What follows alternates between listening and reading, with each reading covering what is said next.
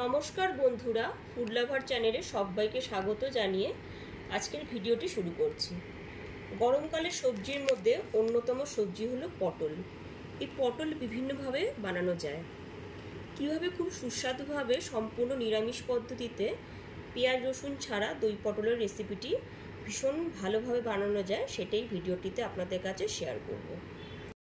রেসিপিটি অতি অবশ্যই বাড়িতে একবার ট্রাই করুন। আর যদি ভালো লেগে থাকে তাহলে লাইক, কমেন্ট আর সাবস্ক্রাইব করতে ভুলবেন না। তাহলে চলুন দেখে নেওয়া যাক আজকের রেসিপি দই পটল। দই পটল বানাবার জন্য নিয়ে নিয়েছি 500 গ্রাম পটল। পটলগুলোকে এরকম খোসা ছাড়িয়ে নিয়ে নিয়েছি, অল্প অল্প করে খোসা ছাড়িয়েছি আর দুদিক এরকম চিড়ে নিয়েছি। সমস্ত পটলগুলোকে এরকম অল্প করে খোসা ছাড়িয়ে দুদিকে চিড়ে নিয়েছি। এইবার 1 টিস্পুন লবণ দিয়ে দিলাম আর দিয়ে দিচ্ছি 1 টিস্পুন হলুদ গুঁড়ো। লবণ আর হলুদ গুঁড়ো দিয়ে পটলগুলোকে খুব ভালো করে মাখিয়ে নেব। প্রত্যেকটা পটলের গায়ে লবণ আর হলুদ খুব ভালো করে মাখিয়ে নিতে হবে। পটলগুলোকে লবণ আর হলুদ দিয়ে ভালো করে মাখিয়ে নিয়ে 10 থেকে 15 মিনিটের জন্য রেখে দেব। লবণ হলুদ মাখানো সমস্ত পটলগুলো এখানে দিয়ে দিয়েছি। গ্যাসের ফ্লেমটা মিডিয়াম টু হাইতে করে পটলগুলোকে 5 থেকে 6 মিনিট ধরে ভালো করে ভেজে নেব। 5 থেকে 6 মিনিট পরে পটলগুলো এরকম একটা লালচে কালার চলে এসেছে। এবার পটলগুলোকে তুলে নেব। পটলগুলো কিন্তু খুব বেশি লাল করে এখানে ভাজবো না। এখানে একটা লালচে কালার চলে এসেছে। এবার পটলগুলোকে একটা বাটিতে তুলে নেব।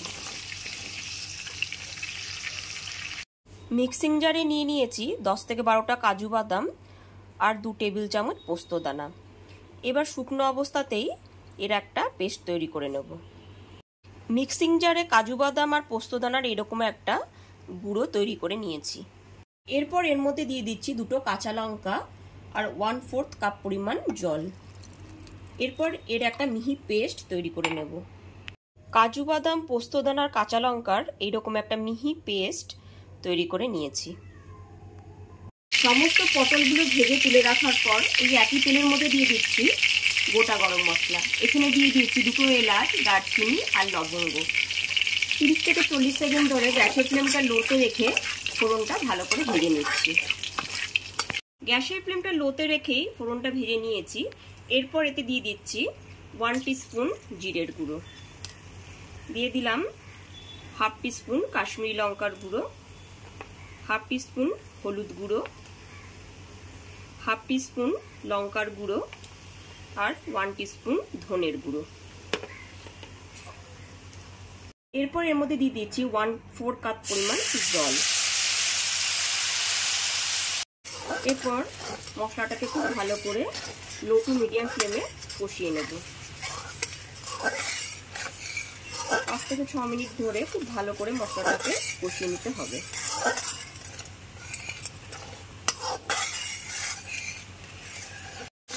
গ্যাসের ফ্লেমটা লোতে রেখে খুব ভালো করে মশলাটাকে এখানে 5 থেকে 6 মিনিট ধরে কষিয়ে নিয়েছি। মশলাটা থেকে তেল রিলিজ হয়ে এসছে।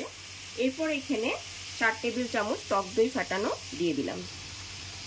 দইটাকে খুব ভালো করে ফেটিয়ে নিয়ে গ্যাসের ফ্লেমটা লোতে রেখেই টক দইটাকে খুব ভালো করে কষিয়ে নিতে হবে। গ্যাসের ফ্লেমটা কিন্তু এখানে লোতে রেখেই টক দইটাকে খুব ভালো করে কষিয়ে নিতে হবে। গ্যাসের ফ্লেমটা হাইতে দিলে পরে টক দইটা কেটে যেতে পারে, ওই জন্য গ্যাসের ফ্লেমটা লোতে রেখেই খুব ভালো করে 5 থেকে 7 মিনিট ধরে টক দইটাকে কষিয়ে নেব।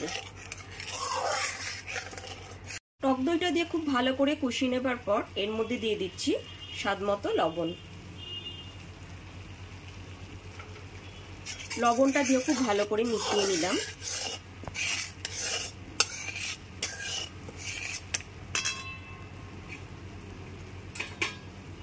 এরপর এর মধ্যে ভেজে রাখা পটলগুলো দিয়ে দিলাম। সমস্ত ভেজে রাখা পটলগুলোকে দিয়ে দিচ্ছি।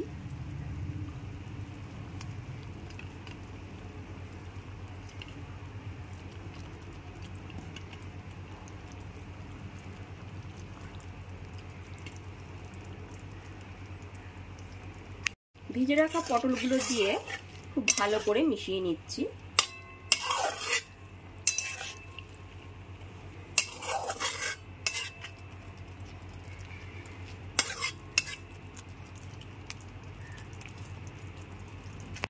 পটলগুলো দেওয়ার পর 5 থেকে 7 মিনিট রান্না হতে দেব। 5 থেকে 6 মিনিট পরে দেখে নিচ্ছি কতটা রেডি হয়েছে। এরপর এর মধ্যে দিয়ে দিচ্ছি কাঁচা লঙ্কা, পোস্ত আর কাজু বাদামের পেস্টটা।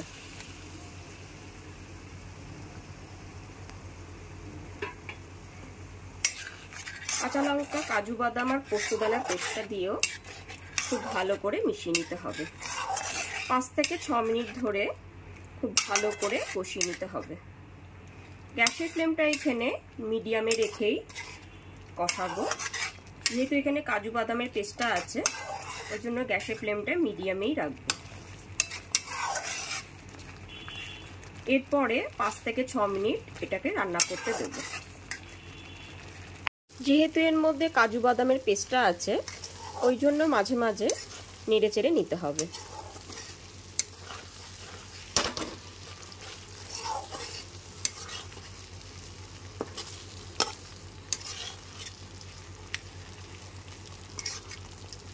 গ্যাসের ফ্লেমটা কিন্তু এখানে লোতেই রেখেছি। সমস্ত মশলাটা খুব ভালো করে কষিয়ে নেবার পরে এর মধ্যে দিয়ে দিচ্ছি 1 টিস্পুন চিনি। যেহেতু এটি নিরামিষ রান্না, এর চিনি অতি অবশ্যই দিতে হবে। চিনিটা খুব ভালো করে মিশিয়ে দিচ্ছি। এরপর এর মধ্যে দিয়ে দিলাম 1/4 কাপ পরিমাণে জল।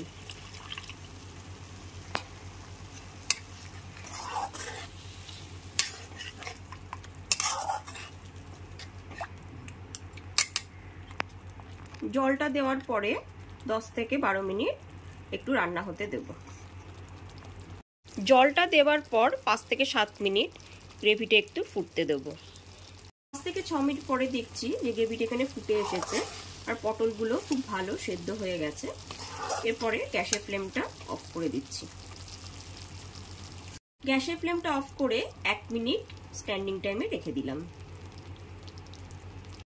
এবার একদম রেডি হয়ে গেছে দই পটলের সুস্বাদু রেসিপিটি। গরম ভাতের সাথে এটিকে পরিবেশন করব।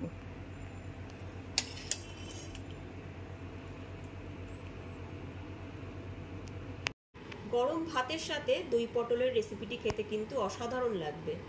এছাড়া রুটি পরোটার সাথে খেতেও খুব ভালো লাগবে। আমার দই পটলের রেসিপিটি যদি আপনাদের কাছে ভালো লেগে থাকে তাহলে অবশ্যই একটি লাইক করবেন আর কমেন্ট করে জানাবেন আমাকে রেসিপিটি আপনাদের কাছে কেমন লাগলো।